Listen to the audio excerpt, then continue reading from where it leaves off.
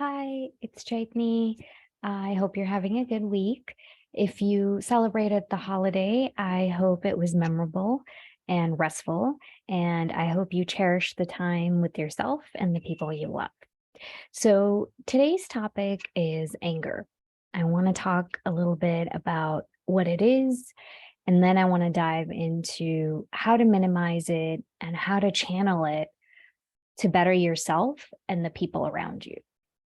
So, as always, to tell you why I chose this topic, I want to tell you a little bit about myself. So, I was a very angry child. Actually, until maybe a few years ago, I was known to be very short tempered. I could go from a 0 to 100 in no time. And I didn't like that feeling. I didn't like that that's what I was known for. That it was more common to see me angry than not. So I did a lot of work on myself. I went through therapy and, spent time introspecting to understand my behaviors and what was causing that.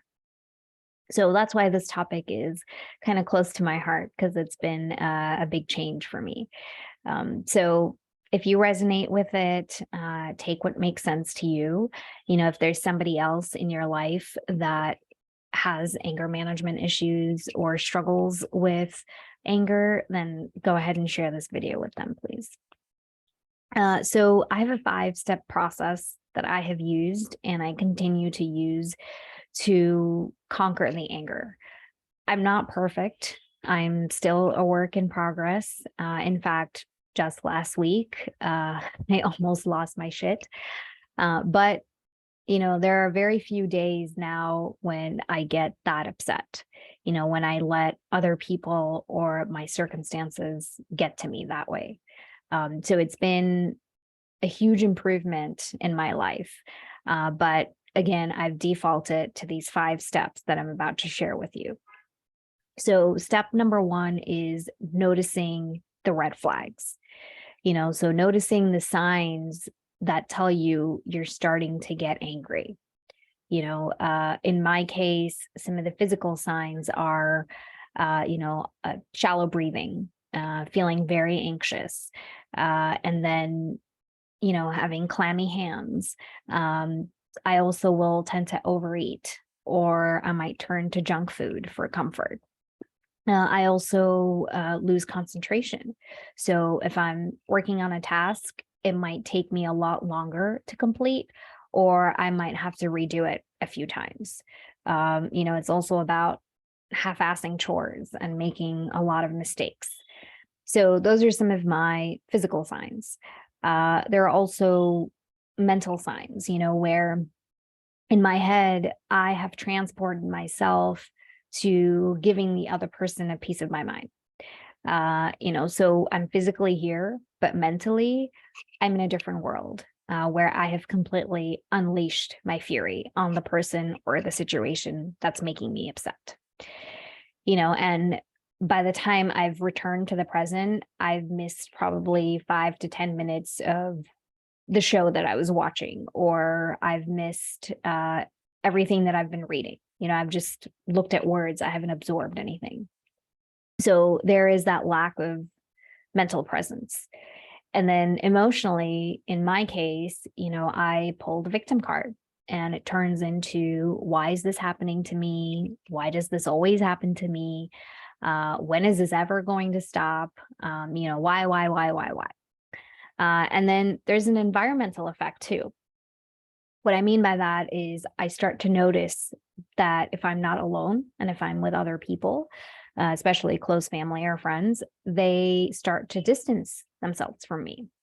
In that moment, when they sense that I've gotten angry or I'm getting angry, they will leave the living room and go to the bedroom, or they will, pretend they need to go for a walk and leave the house, or stay really silent. Or I can see the fear on their face, worried that they may say something that might set me off. So there are a lot of signs out there. You just have to start to notice them. What happens to you physically, mentally, emotionally, and environmentally that tells you that you're starting to get angry. Then step number 2 is identifying the true emotion that underlies anger. So yes, you're angry, but that's not the true feeling. There's a different emotion that's made you that angry. In all the work that I've done on myself, I discovered that for me, it's the feeling of not being seen, heard, or understood that leads to anger. Those are my triggers right there, is when I'm trying to explain something to you and it falls on deaf ears, or I'm trying to be my true self and yet you can't accept me for who I am. That's a trigger for me. So figure out what that true emotion is, because when you do, you can actually break the cycle. Until then, you're just going to keep defaulting to getting angry. And then step 3 is 2 questions that I ask myself. The first question is this worth fighting? Right? So I figure out, okay, is this a battle that's worth it? Am I taking this too seriously? Do I just need to let this go? If the answer is yes, I need to fight it. And the next question I ask myself is, how can I communicate my anger in a way that's going to get my point across? Right?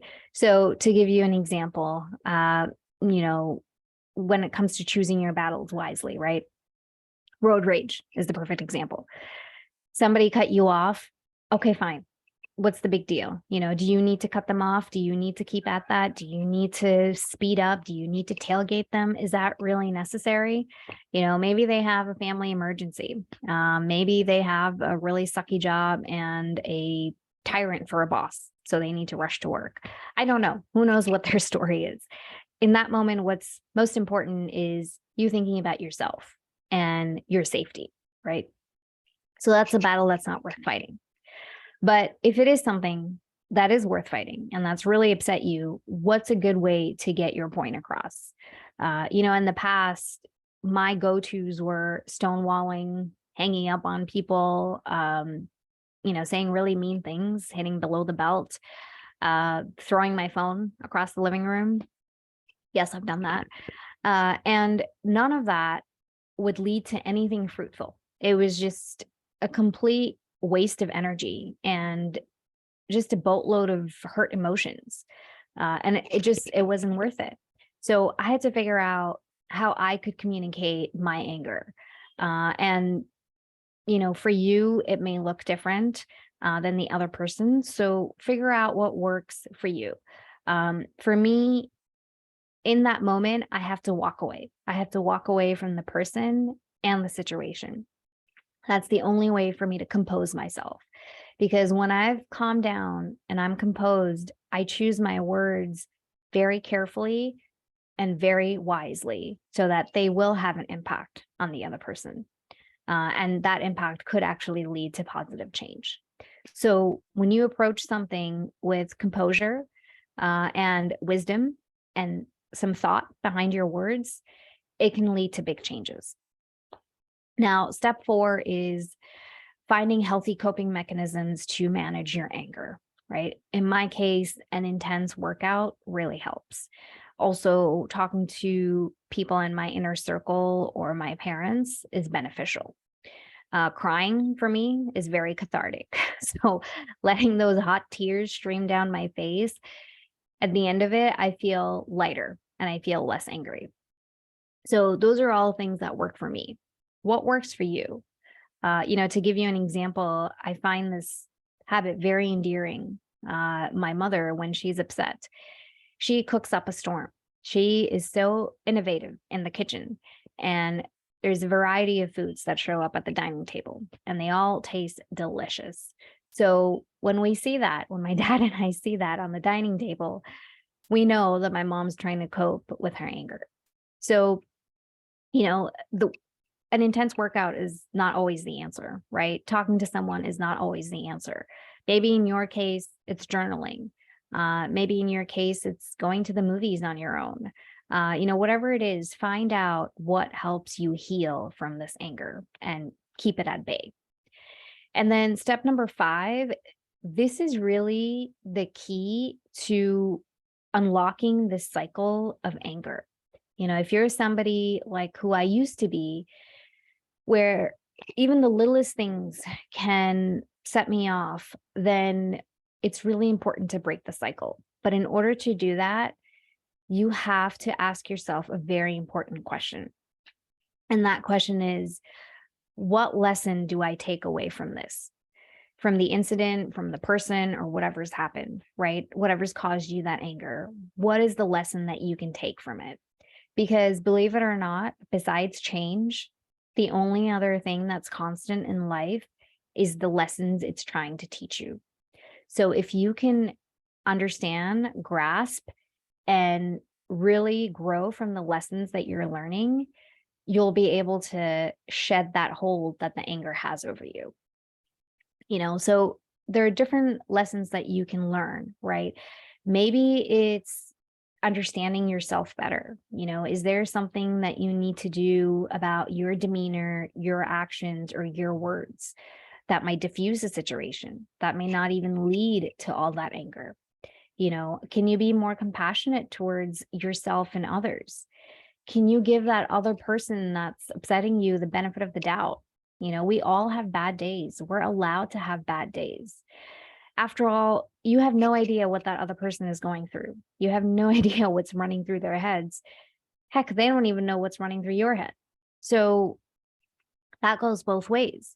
So can you give them that benefit of the doubt? Can you see them for the whole person that they are, instead of just seeing them for the pain that they may have caused you, or whatever act they've committed that's really made you angry?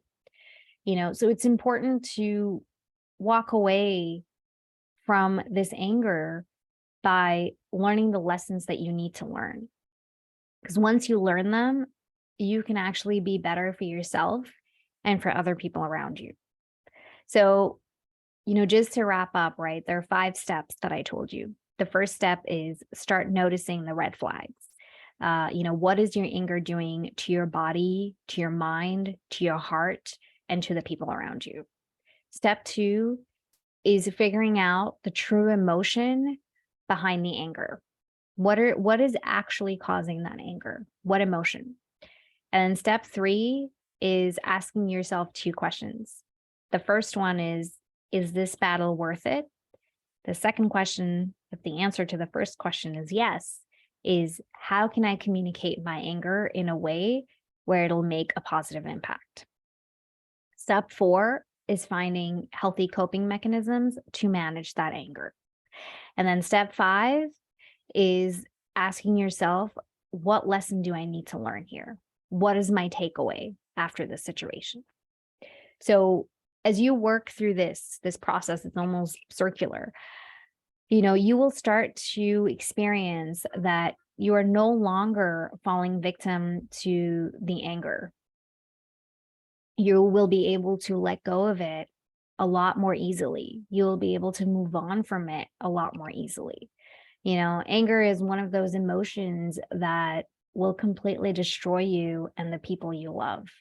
So take the time to go through this process and to start to figure out answers to these questions that I've asked you, because that's the only way to break the cycle. So I hope you got something out of the video today. I love learning about you and your stories and your thoughts. It's truly an honor. So if you want to share anything, please drop me a line or 2 or more in the comments section. I would love to learn more about you. If you want to learn what I do and how I can help you, check out my website. It's www.imperfectbodies.com. That's imperfect bodies, one word.